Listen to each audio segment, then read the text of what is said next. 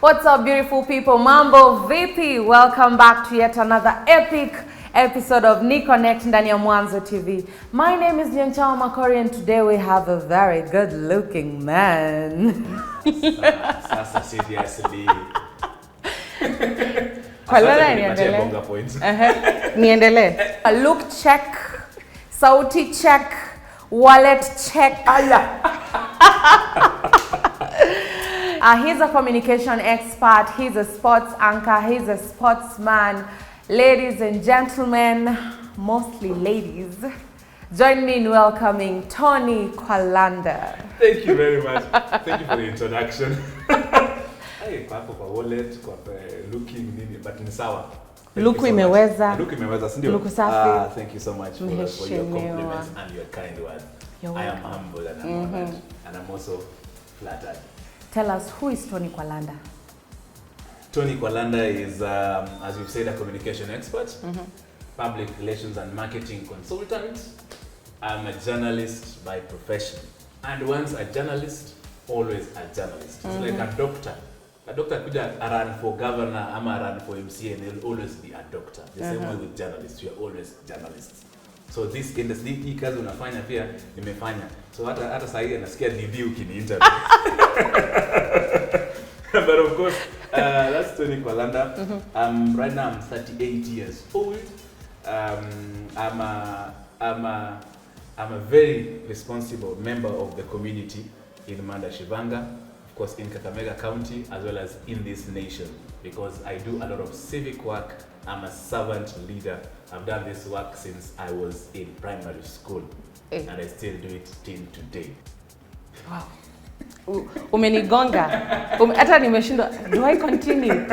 Tumalizia hapo. Anyway, hatuwezi malizia hapo. Hatuwezi end show kwanza before you tell me your middle name. Hiyo jina nimeisikia lakini nataka kusikia kutoka kwa mdomo yako. Hiyo jina inaitwa Mwanga.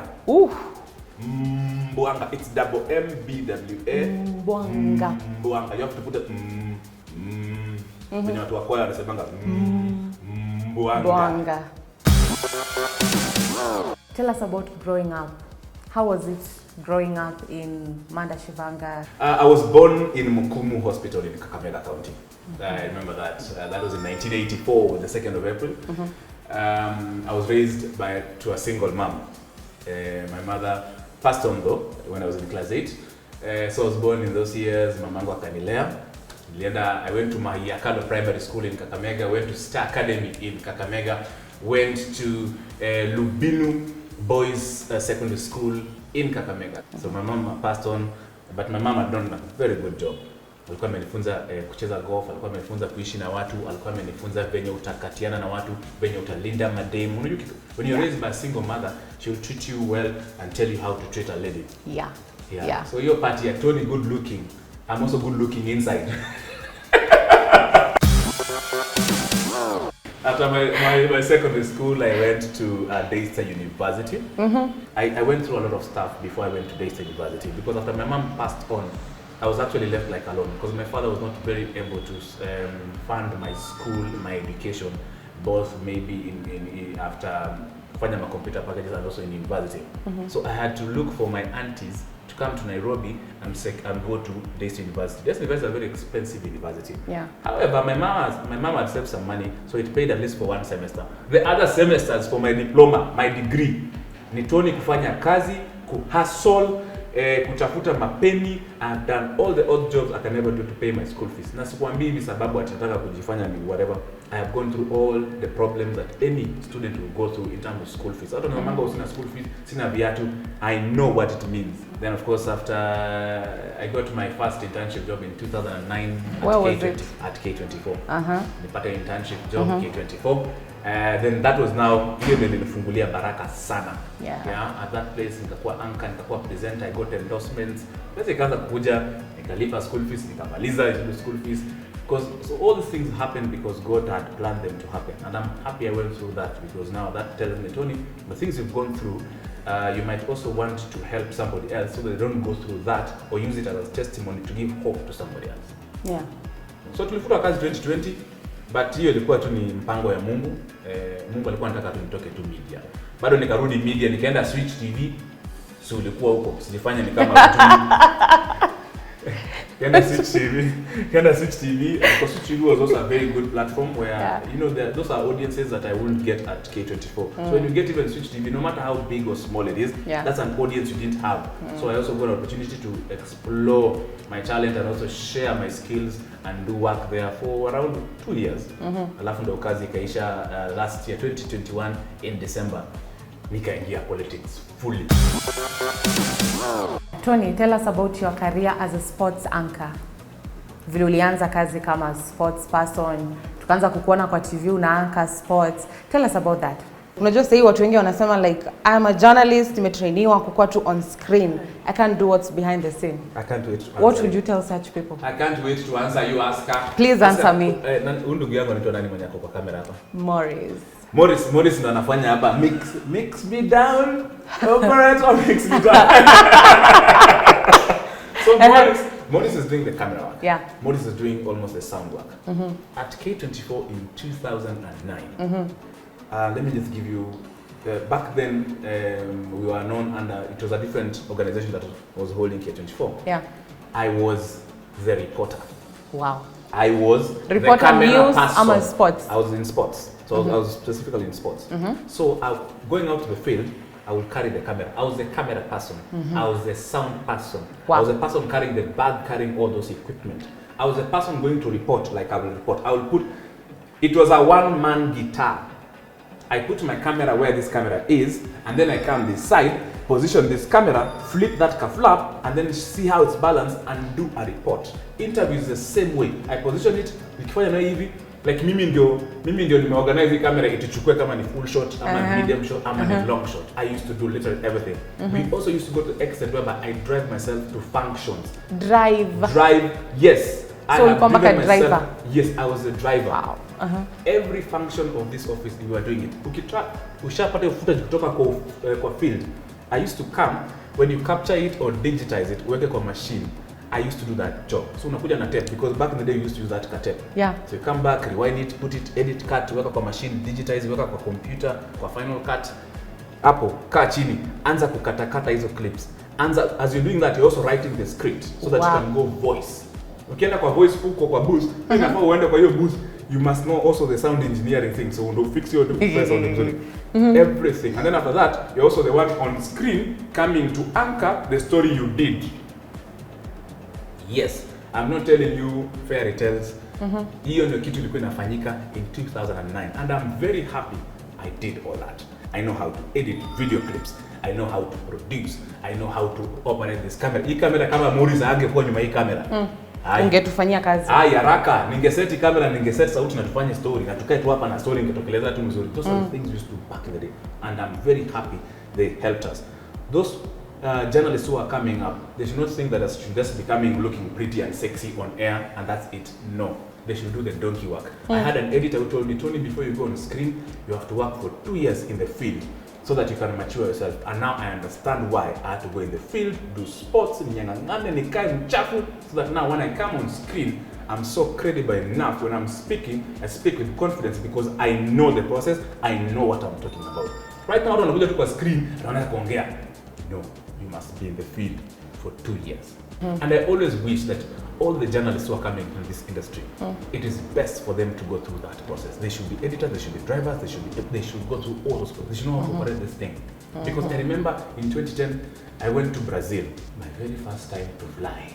Wow. We went to cover a World Cup known as the Homeless World Cup. It's for street children who are trying to be transformed by organizations. Watoke kwa streets, which is a football. So there's that organization. So they had planned a World Cup in Brazil, in one of the best cities by the name Rio de Janeiro. And we went there, only 2 of us. One of the person was working as a Kiswahili presenter and was working as an English presenter. Camera, it was me. Camera, it was him. So report. So when I'm doing English, the guy is the one out behind the scenes. When he's doing Kiswahili, I'm the one doing the camera work. Wow. Editing. Once now he's maybe editing his Kiswahili, I'm editing my English script. And we are sending it. We know, I will send all the video clips, we used to do everything. And it was good we had 2 of us because singing at Takeyangu, Brazil, because there's a lot of things you have to go shoot. So when he's shooting, I'm editing my story. So when now he's finishing his shoot, me, I'm going to shoot as he's editing his Kiswahili story. Did you believe that one day you will be on TV? Wacha nikwambie. My father is polygamous, and after my mom passed on, I had to now go stay with the other children of my father. Yeah. So I used to tell them that one day I'll be on TV. Walikuwa wananiambia, Tony, wewe, tunakaa naye hapa tukienda kwa mtoni kuchunga ng'ombe, tukienda kukata kulima, hakuna mahali TV utakunaenda. Ulikuwa na accent? Hakuna accent. You see, I was raised by my mom who was a teacher. Oh, so okay. That foundation by my mom so really didn't give me an accent. But kama ningerezwa na father, hapa tungekuwa tunapiga Kiswahili hata ungeshangaa kidogo. So most people never believe I'll be on TV, but I believed myself that I want one day to be on TV. Whether acting, I used to like this guy called Anitwanga Ambani. This actor. Ken Ambani. Yes, I used to really enjoy his acting. So nikasema at least nataka kwa TV. Mungu ni nani? Nikasema wewe tunakuweka ingine. Tony Kwalanda is back. Larger than life and raring to go. So it landed somehow. So I always believe in dreams. I always believe in the power of the tongue and what you imagine and think of yourself in future. Think kabisa, fikiri hizo vitu, they come into fruition, they come to happen later in life. So, Tony, niko tu na swali yenye sijui utaichukulia aje lakini nitaiuliza. Leta swali zaidi tutasema In Africa, let me start with Africa. We are traditional people. Watu wanaamini that huyo mtu ako na familia kwanza na tumpatie kura. Ako na bibi, ako na watoto. Okay, sawa, ametosha. Now you umeingia kwa politics. Hatujui, maybe you're married. Are you married, Tony? No, I'm not married yet. What were you thinking? Like nilikuja kwa akili yako kama let me just do it. I don't care if I'm not married, I don't have a family. And if you look at all what the scripture really says about all the situations about the different people that are in the Holy Bible, they did things or they were put in things or places or situations that they never even imagined they will be in. So I have that faith and hope that where I'm headed to, just like Jonah alikuwa anatoroka akamezwa na whale akarudishwa penye alikuwa anafaa afanye kazi. As in this is a route that I will go, and I know everything culturally is against me. I mean in terms of that has been raised. Aka nikatoto aka kijana ka 38 katatuambia sisi nini watu wa 68. Iko issue ushaiambiwa hivyo like you're not married, you can't vote for you. Yes. Yes, I've given me examples. I've told me there was this leader who stood but hakupita sababu hakukuwa married ama hakukuwa na nyumba ama nini.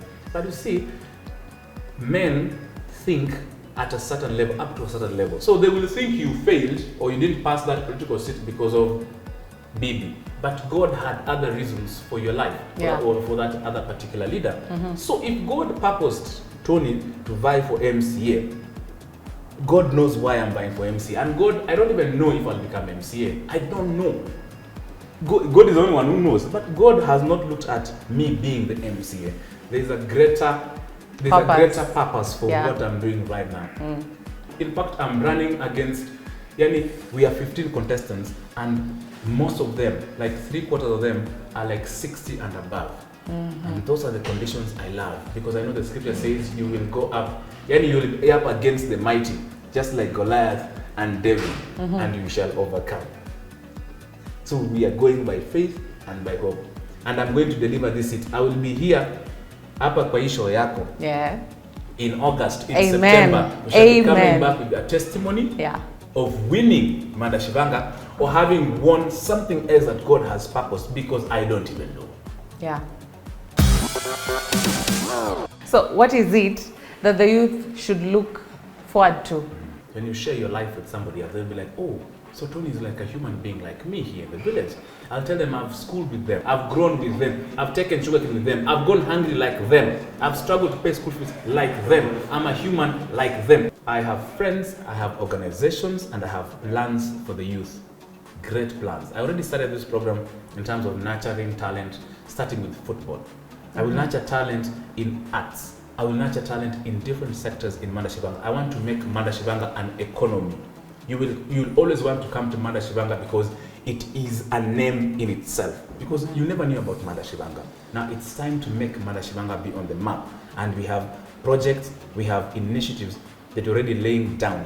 They will continue. Even if I'm not the MCA, those programs will continue. People think that after MCA, ameanguka, amerudi. No, I have programs laid out. I have organizations who have committed to supporting me till 2025 already in projects to do with education, giving scholarships to our youth, in terms of giving certain employment opportunities, whether with motorbikes or whether with car washes. I have that program till 2030 laid out. Organizations have committed already that. In terms of healthcare, I already have organizations, doctors from the US, from this country, who have committed to support me. In football, I have betting firms who will support me in this.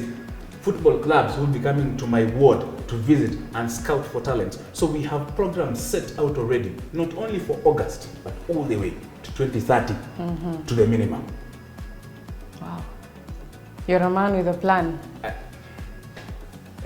Kazi ya Mungu. Amen. Now, Tony, God forbid, you don't win. Yes. What next for Tony Kwalanda? I would love that, because my projects, I will be so busy with my projects in Manda Shivanga, people will be thinking I'm the MCA. Do you get what I'm saying? Yeah. I will repeat it I'll be so busy with the project and the plans I already have for Manda Shivanga, people will know that I'm still the MCA. Now, when you get into politics, it means that you are someone people are looking up to. Politics has put me on tables that I never imagined I will ever be in tables like that. The tables that I'll go to and make speeches, there's so many. Right now we've already planned for a conference that I'll be doing in Atlanta. Atlanta, USA. Atlanta, USA. We've already planned for that, because they're already seeing the work I'm already doing in Manda Shivanga, and they're very interested to hear what are you doing and how can we help you. So they have asked me and called me to go to Atlanta, USA, and to share the projects I've done and what they need from me. So Tony, has it been an easy ride? Has it been a walk in the park? Aska, let me tell you, I don't have formal employment from December. And so I don't have an income that people wait for every other month. I don't have that income. I have my side hustles, and you know how business is. Yeah. But Mungu ni nani? Where money comes from, I don't know. You don't know. But it's only just God. Comes. I'm telling you, and money comes in droves. I'm not bragging, but money is coming in. From where? I don't know. But it's from the people, I met friends from the US. How I met them, ata sijui. I can give you a history of how I met one of my US friends who have really assisted me through this project. Utacheka. I was on holiday.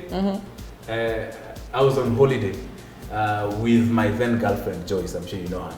I was on holiday in We'll get back to that, but let's continue. Yeah, so I'm giving you that situation. I met my friends who are really assisting me in my projects in Manda Shivanga. We met when we were Joyce in Watamu during our holiday, just a time when you're having a good time. And I met these people, two lovely ladies, and I'm not looking back, and I don't regret. And I can look back and say, yeah, that was necessary for us and Joyce to go to holiday at that particular resort to meet these people. So everything really happens for a reason. Now, Tony, you have mentioned Joyce Maina. Na tumesoma Kenya bloggers wali pick from just where they picked it. Now we want to hear it from the horse's mouth. Kulianzaje, kukapambazuka na kukucha tena kukaendaje. So tell us, how did you two meet kwanza? We met virtually, like not virtually the way you're thinking at through social media, Instagram. No, I was just watching someone. I was at, I think it was a friend's place, or a TV was on some place. I can't remember exactly where it was. Then at that time, at my friend's place, I think they were watching the show Chat Spot. Oh. They were watching Chat Spot at that particular place. I was just there and they were watching Chat Spot. Na show ilikuwa inaendelea na nikaona Joyce. Then I just said that, unajua ile kierere tuna ujinga tu maboys wakiongea. Yes. Kasema ai mzee haka damn Joyce. Udem inamcrashia. You can just have that conversation. Yeah. Udem unamcrashia na mcrashia. Then little did I know, I'll come to Switch TV. Who is God? Mungu ni nani? Tukakuja Switch nikasema, "Je, so what is happening?" Ndio huyu. Switch sasa, ukifika Switch, nikafikia pengine nimeishia tu hapo ndio nimefika. Kidogo naambiwa any new employee presenter coming to Switch has to go an interview where on Chatspot. Yes. Chatspot ndio iko na nani na crush wangu. Nikasema mimi wacha nicheze kama mimi. Nikasema I'll say what I said when I was on. And I was just saying that jokingly.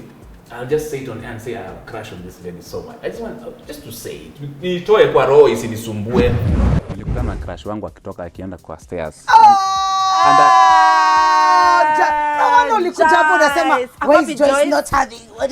Joyce uko wapi? Joyce nilikuwa nataka ukue hapa. I'd prepared a pickup ikuje na bouquet of flowers. Na mlikuwa mna work the same place. How kwa ifikiria let me just make a move.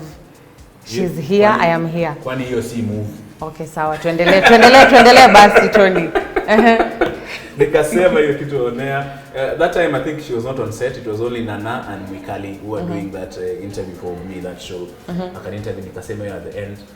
After the show, Nana na Mikali ni kina nani wakaenda kaambia Joyce, sikiza. Kuna mwanaume hapa. Amesema Muluya Mkabras kutoka Kakamega Malava. Amesema anakukrashia. Usichelewe na project. Na anakaa vizuri. And then of course nikaambiwa baadaye she was very hesitant. Joyce was telling me I was very hesitant because of course she was also from another relationship, so hakuwa anataka kurukaruka, but ile pressure kina Nana alimwekea. Of course put us where now we went with Joyce. What happened? What happened is anything that happens in a relationship, we were very, I really wanted to settle. Honestly, she wanted to settle. Joyce is a lovely lady, trust me she is. And I'm not saying this because atakuwa ananiwatch. Angekuwa mbaya ningesema. But she's such a lovely soul. She ilikuwa tu tulikuwa na differences. And we discussed about them at length. Tulipatana days, go think about this. No. But then we just came as adults. Tukasema nya hapa tujipatie tu time enough to breathe. Kama in 2023 tutarudiana tena, itakuwa kwa mapenzi ya Mwenyezi Mungu. And we are still friends with Joyce. We talk with Joyce. We meet and say Joyce ni aje, ni nini uko poa basi. Kazi iko fiti. Hii dunia tulikuja not to make enemies. We came in this world to love yourself. Nasema love others as much as you love yourself. Yeah. That is a command from God. Tusitengane enemy at my ex hata sisi chukua simu. Lakini hizo vitu mnafanyanga sana nyuma ya ma walls na ma ex mwache. Ex wako wakati ni mtu mna share ideas, mna share opportunities. Hakuna kitu kingine mnafanya naye. So Tony, usha move on ama bado uko single? Sai my relationship, my girlfriend is Manda Shivanga. Tony hatuwezi tuweka Manda Shivanga kiasi tu kando. The people are watching. Tony is very single. Very single. I'm very single right now. Like you say uko focus. Sasa ningekuwa na girlfriend hata ningekuwa amenidam. You see na time I don't even have my social life. My people in Manda Shivanga are my priority number 1. What would you like to tell the youth? We are in an electioneering period. So what would you like to tell them about voting, the elections, what is to come after the elections? Aska, there's something very unfortunate that happened when IEBC gave out the statistics of the percentages of the people who will be voting. And apparently, most of the people who will be voting are from 35 going onwards. Hapo mayouth mmeniangusha. Mayouth mmetuangusha. Let's take voting very seriously. No one should lie to you that votes are stolen. They are never stolen, especially for positions that are directly to you. Like MCA, votes are never stolen. They are never. They are counted and the rightful leader goes in. We are getting the leaders because ni wazee wale na compete now, ni wazee. Very old. 6 na haba nimekwambia. And you can see the register can actually attest to why we have old people in leadership, because our youth are not taking the votes. Yeah. MCA ni kazi yangu mimi na ask na Morris. Morris by the way ukimaliza kazi Morris utafute kura. Hata kama ni aliguru ama ya nani ya chief huko nyumbani. Where can they find you? Any projects that are coming? Tukimaliza to just give us your last words. On Instagram I'm at Kwalanda Tony. Utapata a very handsome guy there. You'll see my projects. On Twitter I'm at Kwalanda. That's the only at Kwalanda. At Kwalanda in capital. On Facebook I'm Tony Kwalanda or Kwalanda Tony. You can find me there on page and of course on another name. Then nyingine ni gani? Niko WhatsApp lakini namba sitawapata. Ni Aska ndo hapo nayo. Aska atawapatia. Hata nimwambia watu wa Manda Shivanga, when they elect me as an MCA, ile mshahara ya kwanza sijui ni pesa ngapi, sijui kama 90 ama ni 100, my first salary. You're getting this. My first salary will go to all the registered groups that are working in income generating activities in Mada Shimanga. Yeah. We will look at them, plan them. Mshahara yangu ya kwanza staki zitaenda kwa hizi vitu vikundi. That's what I'm doing. So I'm not after mshahara. Tony, thank you very much for joining us. Thank you. I really appreciate you. Kwa schedule yako yenye ni busy, at least you create time for us. Asante for having me. This is very important. And we wish you all the best. Thank you. August, tuta celebrate asubuhi na mapema. Kumbuka jina mheshimiwa. In any of your Mheshimiwa Tony Kwalanda. Just kidding. Itakuwa reality, of course. Yeah, Yes. so guys, we have come to the end of the show. It has been an amazing time with Tony Kwalanda. We wish him all the best come August 9th. I would like to remind you that we're on all social media platforms at Mwanzo TV on Facebook, Instagram, Twitter. Follow, like, comment, and don't forget to subscribe to our YouTube channel at Mwanzo TV. My name is Nyanchao Makori. Have yourself a beautiful weekend. Lazima tusababishe.